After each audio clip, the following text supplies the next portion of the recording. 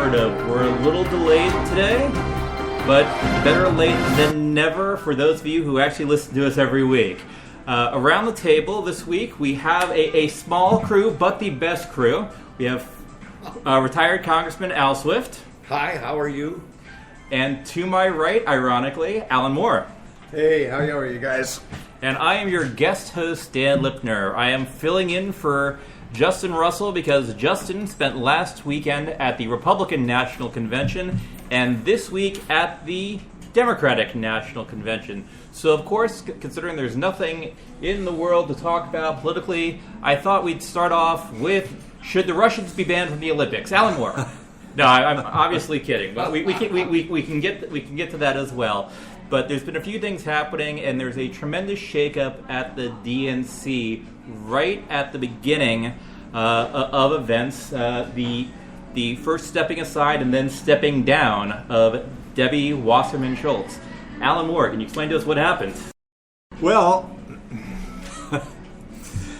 somebody, very possibly, maybe even likely, the Russians, some Russian military folks, hacked into the DNC system and pulled down and shared via WikiLeaks, this international secret-telling, secret-sharing website, 20,000 emails, some of which were extraordinarily embarrassing to the Democrats, and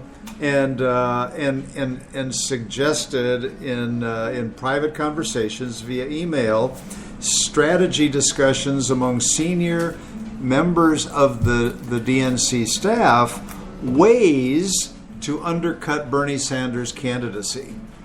And I have not seen any count of how many out of 20,000 emails there were along that theme, but it was more than one.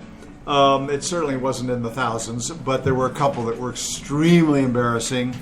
Including the one calling Bernie Sanders' faith into question. That was disturbing, to say the least. Yes, one that said somebody has got to ask Bernie Sanders if he believes in God, and went on to suggest that he acknowledges that he's nominally Jewish. This was the argument in the email. Nominally Jewish, but there's some reason to believe he might be atheist. Either one could do him harm in some states in the South, so let's get that conversation out there. Now, that kind of content is the kind of content that sometimes an opposing candidate might toss around with great care and secrecy. But this was the chief financial officer of the Democratic National Committee who sent that email. It's everybody's focused on how Debbie Wasserman Schultz had to step aside. She was going to open and close the convention, and then there was a continuing uproar, and it was like, never mind, you will not be seeing me. But it's hard to believe that the chief financial officer, who's probably, I think he's been there a while, probably really knows his stuff. It's hard to see how he survives and keeps his job, given the fact that he's the one who drafted that email. And remember, throughout the campaign, early on when we began to understand the schedule for debates, they were few and far between and very late at night. And Bernie from early on, and Martin O'Malley, who was in the mix back then, were saying, we need more debates. Give us some debates. Give us a chance to make our case. And eventually, reluctantly, the DNC agreed. So from early on, Bernie was saying the system's rigged.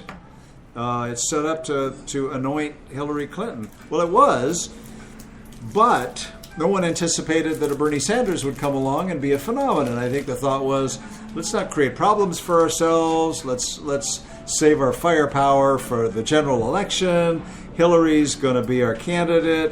Well, Bernie and the Bernie followers had a different view, and it was a misread on the part of the DNC. I don't think that the DNC started out early on to say, this is going to be tough. There's going to be a heated, competitive race.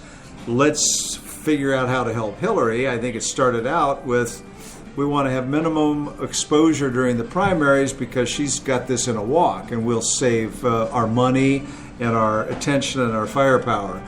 These emails, however, just speak to the narrative that the system is rigged. And even as there were a lot of disappointed Bernie supporters wishing that Bernie was still the candidate and questioning whether Hillary could ever represent their views and whether they should vote for Hillary, this created additional hurdles in that regard because it fed the narrative that the system was rigged against their guy. Congressman Al, can you think of any time the DNC has come across this blatantly as far as being for or against another candidate? I know, because I'm sure that it's happened, but it never got to the public, so I don't know about it. It does seem to me, however, that the chairman, Schultz, was not popular. She was always very controversial. There were a lot of grumbling among Democrats, and they should have foreseen, and I think Alan explained why they didn't, but they should have foreseen that she was going to cause problems and should have probably moved her out of the chairmanship months ago. But pretty much the only people that can move somebody out of the chairmanship is either the executive board of the DNC or the president himself. I mean, the chairwoman of the DNC is not a weak position that is easily dethroned. No, but Hillary had enough power, in my judgment, to have worked that out. Now, it would have had to be done subtly and so forth. And probably Debbie Wasserman Schultz would have had to resign rather than be fired and so forth. But it was kind of an accident waiting to happen, and it happened. Alan Moore. She was a polarizing figure, but she was close to Hillary.